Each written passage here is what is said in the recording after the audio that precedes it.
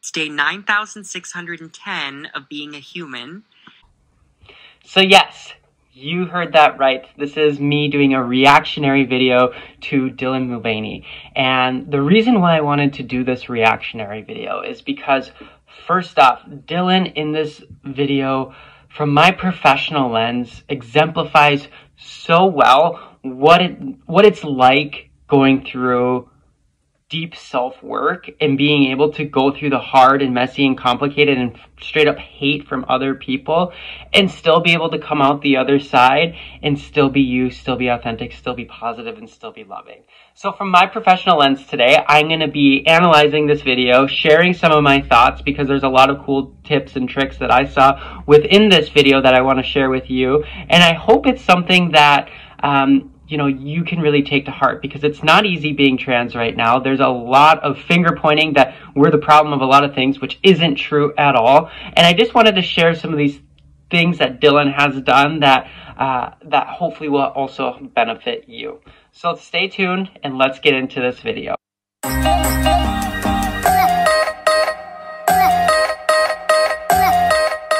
So one thing I do want to say before I start this video is my personal side. And I want to show how also anyone can go through personal growth. So when I first was introduced to Dylan, I think it was honestly within the first 10 days of her being a girl, I was really bothered by Dylan. She didn't sit right with me and was someone that I really struggled with.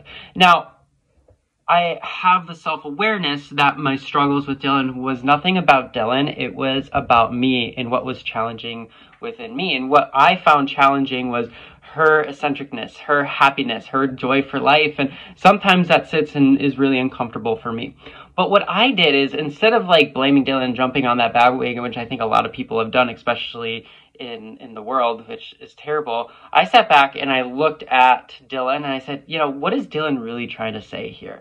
Dylan is trying to say, I'm being authentic. I'm being me. I want you to belong. You are loved. Let's do this in a positive lens. And as soon as I started understanding that and looking beyond, her eccentricness, I realized Dylan is the most amazing person ever. And she has so much positivity, so much joy, and so much love for all people that this is people like her is what make this world truly a better place. So I just want to say, just because your initial reaction might be something of discomfort, it's okay to challenge yourself and question your discomfort, because beyond that discomfort is probably some really meaningful lesson. So with that, let's get into this and start. Day 9,610 of being a human. Starting off, I love it because I'm all about layers of an onion and picking away layers of the onion and getting down to our true essential core. And if we do that with all people, if we, get beyond our superficial identities and get into more of our core identities, like our gender, and then, we peel that away and go down to the very base, we are human. And I love how Dylan addresses this right off the bat, that we're not just women, we're not just trans people, we are humans. And as a human, we deserve respect. So props to that. That is so cool. And I'm going to try to leave gender out of this, since that's how we found ourselves here. Personally, leaving gender out of it, I think, is a really good tactic for connecting with people on the other side who might not see us as fully, capable human beings. Is really letting gender outside of us and setting aside. I'm from a very rural community, conservative, and sometimes that can be helpful, is when you can meet people where they are and leave gender out and just have that connection with them. I've been offline for a few weeks, and a lot has been said about me, some of which is so far from my truth that I was hearing my name and I didn't even know who they were talking about sometimes. It's a very disassociative feeling. First off, I can't relate with this because this is something I've never experienced in my life, but I'm trying to imagine what that would be like to be in the spotlight and have people say so many untrue things about you. I guess it did happen when I first came out in my hometown, but to do it under the lens that she did in, I feel like very few people in this world have experienced that. And the fact that she's just here making this video and just didn't disappear forever, I think is a true testament to her courage. and it was so loud that I didn't even feel part of the conversation. So I decided to take the back seat and just let them tucker themselves out. But then I remembered that. So I really love this, how Dylan portrayed this, right? Let people tucker themselves out. So that's a good example of emotion, right? Emotions are fleeting. They're always going. I love this great example. You can imagine, a stream, like a stream of thought, stream of emotions, and like a physical stream. And in each stream is fish. And in the stream, each fish represents an emotion. So you have the opportunity to reach down and grab a fish, and that's like emotion. You can hold on to that fish, hold on to that emotion, or you can let it go into that stream and let it flow away. And that's exactly what Dylan did here, is exemplify a great sense of patience and letting people really feel their anger, feel their frustration without kind of refueling the fire. She just let them tucker themselves out. It's just like a classic toddler who, you let them cry themselves to sleep. This is exactly what Dylan did for adults, and just let people cry themselves to sleep, or is doing. And I think that's a really good strategy, especially when you're working with someone who does have a lot of high emotions, is being able to just let them be with their emotions, recognizing their emotions are their reactions, not necessarily their identity or maybe their true essential thoughts, but letting them tucker themselves out and then being able to address them in a more neutral state. Nearly 13 million people at some point enjoyed me enough to hit the follow button on these apps. And I was like, wait. I want to talk to those people. So hi, long time no talk. How are you? So I love this because this is a really good example of self-work. And so Dylan realized, we have different perceptions, and what we focus on, and I talked about this in my last video, what we focus on in our life is what influences our thoughts, feelings, actions, behaviors, beliefs, and so forth, right? So if Dylan would have sat there this whole time and just focused on these negative comments, these negative people who are throwing hate at her, she could have gone into a really deep, dark place. She could have had a really hard life as a result of always focusing on that negativity. But what she did was she saw that negativity, she paused, reframed herself, recollected, and then focused on the positive. And that's 13 million people that have subscribed to her and love her for who she is. And the fact that you can focus your attention on people that hate you and then stop and focus on people who love you, that is a huge reframe. And if you can develop that skill, that can be a super helpful skill for living a happy, healthy, and well-liked life. I'm no talk. How are you? You might want to grab a beverage. This is going to be a longer one. But I'm doing okay. And I'm trying this new thing where I don't pressure myself to share anything before I'm ready. Is right. Oftentimes, when we have emotions, it can be like emotional buildup, and we just need to express it and tell the world. And it can be easy to have a reaction, right? And Dylan here has a really good example of boundary setting, and not boundary setting with other people in this instance, but boundary setting with herself, and recognizing that she can. And I'm actually sitting with my emotions, not reacting, waiting to respond. And being able to, again, sit with her emotions. So going back to that stream analogy where she has picked up a fish and she is sitting there and recognizing she's not the emotion. She's the one who observes the emotion. She's the one that observes the fish, and she's observing, feeling the fish, understanding the fish, and then lets the fish go. And now she's back in this neutral state where she is not great, right? But she's okay. And that is a really good mental skill to build, is being able, again, to notice your emotion, observe it, and then let it go. And that is a skill, it's a practice. It's not something that you can just do automatically. It's something that takes time and practice, and it's very obvious and evident here that this is something that Dylan has been working on with her mental health professional. It's really cool to see. I can't recommend it more. Therapy is paying off here, people. But I do have some thoughts to share with you. So I've been having crazy deja vu because I'm an adult, I'm 26, And throughout childhood, I was called too feminine and over the top. And here I am now being called all those same things, but this time it's from other adults. And if they're going to accuse me of anything, it should be that I'm a theater person and that I'm camp, but this is just my personality, and it always has been. Dylan has mentioned, I have had these experiences before. They might not look exactly the same, but I've had experiences in my past of really hard times, and I've utilized these tool sets from my past to help inform me in my reaction and how I cope with these in the present. And so she's using those emotions from the past and then helping her be present with them and work through these cope with these struggles in the present. And that's a really cool thing to do, is look at your past, learn from it, and use it in the present moment, those same tool sets. And if they're going to accuse me of anything, it should be that I'm a theater person and that I'm camp, but this is just my personality, and it always has been. Again, it's staying to your authentic self. It's not changing. She's not changing who she is. She's recognizing this is me and I'm okay. What I'm struggling with most is that I grew up in a conservative family and I'm extremely privileged because they still love me very much. And I grew up in the church and I still have my faith, which I am really trying to hold on to right now. So I feel like this is true for a lot of trans people, and I really want to speak out to you, trans people.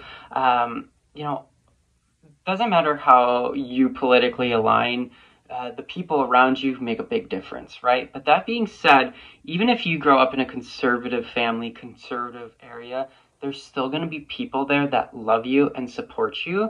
And Dylan grew up in a conservative area that had people that loved her, supported her. I also grew up in a conservative area with a conservative family who loves me and supports me.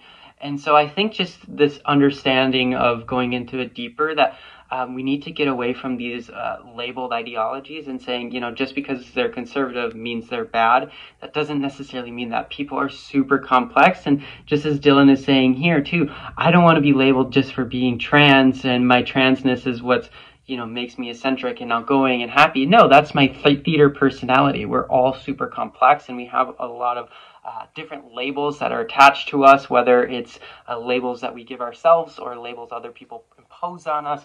But the reality is people are really complex, and Dylan here is addressing that. And that's another sign of a person who has done a lot of self-work, is understanding that you yourself are very complex, but also the people around you are complex, and you cannot just put a simple label on someone and think that they're going to act a certain way. But I've always tried to love everyone, even the people that make it really, really hard. And I think it's okay to be frustrated with someone or confused. But what I'm struggling to understand is So I really like this point here, because Dylan goes to her values. Her values are to love and embrace everyone, accept everyone. And just because you do that, first off, let me go back. You can also love people who have different opinions of you, who have different thoughts and beliefs and actions. I love this quote from a famous psychologist who talks about, you can disrespect or you can disagree with the person's ideas, but you should always hold respect for the person. And that's really what Dylan is doing here, and having that respect and love for people who might see the world differently than us. And again, that's a really hard thing to do sometimes, but it is a skill set that we can practice. And again, she's grounding these practices that she's developed in her values, and her values is to love everyone, and she's having no exception to that. And so that's a really cool thing, is that, again, she's not imposing her ideas on other people. She is just meeting them with sincere love and grace. And being able to do that takes self-work on yourself. And you kind of have to let the other person accept or reject it, and recognize that you might not have control in that. Need to dehumanize and to be cruel. I don't think that's right. I also struggle with this, dehumanizing and being cruel to other people. On one level, I really don't understand it on a personal level, and it's something that I really struggle with. I just don't understand how we can't just love all people and recognize that if you're a human, you deserve to be loved. I really don't understand that. But that being said, if you look at history throughout time, whether it's the Civil War or the World Wars or present day, again, 80-year cycles, I invite you to look up this 80-year cycle trend. It's usually when the whole world replenishes itself and there's a huge ideology shift about every 80 years. And when that happens, usually there's a lot of turmoil and frustration, and it's a movement of oppression where people feel so out of control where they just want to control everything. So what they do is they start oppressing and hating and dehumanizing people. And it's an unfortunate, sad truth of our humanity, but it is something that is true and something that we haven't quite figured out and need to work on address. I believe it comes through questioning of self, your own belief, your own perceptions, but to have that awareness and to be able to do that and not impose that on other people, that takes a lot of self-work. So I think the true answer is self-work, but not a lot of people are willing to. You know, dehumanization has never fixed anything in history, ever. Point in case, we've always ended up in the 80-year cycles dehumanizing and completely destroying humanity, destroying people. Again, whether that was World War II, whether that was the Civil War that was present. So, you know, it is a scary time because it seems like the trans people are at the end of this. But, you know, I really do believe that if we can get through this time without any bloodshed or without people dying in a huge way, I think this might be the greatest achievement of human history, is to work through this dehumanization and recognize this is wrong, this is not moral, and we must sit in love with all people, no matter who they are, and we are all human. And, you know, I'm embarrassed to even tell you this, but I was nervous that you were going to start believing those things that they were saying about me, since it is so loud. But I'm just going to go ahead and trust that the people who know me and my heart won't listen to that noise. What I'm interested in is... So again, this is an easy perception to fall into, right? If we're just focusing on the negative, it can be really easy and our brain can start tricking us that, oh, no one will love us. They're going to start believing these conservative people over here that really hate me, and it can become a very isolating and hard feeling, when in reality, and this is something that I work with commonly, where people are like, no one loves me, no one likes me, and I am completely alone. In reality, that's not always true. In fact, I've never really ever found it to be true. There are people that love us, there are people in our support. It's just the fact that we go into our perception where that perception becomes our reality, where we feel like we are completely alone. Dylan was able to get out of that and focus again on our 13 million amazing subscribers. Getting back to making people laugh and to never stop learning. And going forward, I want to share parts of myself on here that have nothing to do with my identity. And I'm hoping those parts will still be exciting to you and will be enough. Love this. Again, going back to her values. Her values have always been to spread joy and positivity and love into the world. She mentioned she's going to keep doing this. She's going to keep being authentic, and then also showing her whole self. Again, we are so much more than just the gender we are.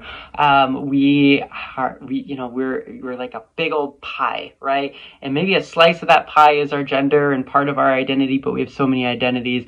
And Dylan is showing up and saying, I want to show the world the rest of my identities and who I am as a whole person. Love it. Enough. And to those of you who support me and choose to see my humanity, even if you don't fully understand or relate to me, thank you. And I don't know if reincarnation is a thing, but in my next life, I would love to be someone non-confrontational and uncontroversial. God, that sounds nice. The good news. I would love that too. I think about that often, like in another life, it'd be so nice to not have to like always fight for my existence. But granted, like Dylan is, you know, in her 20s, I'm in my 30s. And again, it's that idea of anti-fragility. And we, both of us, right, we still have a lot of life, same with a lot of you. Where this crap that we're going through, I hate being the center of attention. Dylan is definitely the center of attention. in a lot of this stuff, and what doesn't kill you makes you stronger, and I truly believe that. It's that, again, anti-fragility or not broken teacup. Go watch that video. But we get stronger as a result, and I think through this adversity that you as an individual trans person, me as a trans person, what Dylan's going through, at the end of the day, this is going to make us stronger, and it's going to make our life that much better as we keep progressing through our lives. The good news is that the people pleaser in me has nearly died because there's clearly no way of winning over everyone. But if you're still... It's true. Not everyone's going to love you. Not everyone's going to like you. It's a hard thing for me to even acknowledge, but it is true. And so recognizing that there's going to be people that aren't going to like you, it's the ones that do that you want to put your time and energy around. I am too. And I love ya. And I hope you're having a great week. And I missed you. Okay, talk soon. Love you. Bye. Loved it. Overall, wonderful example of really deep work. And if you are struggling, recognizing that there are people out there that love you, support you, and want you to do better. So it is important for you to reach out to those people and help them support you in getting better, because we can't do this alone. We can only do this with people. So I invite you, reach out to those people and live a life that you want to live. You deserve it. I love you all. Have a good day.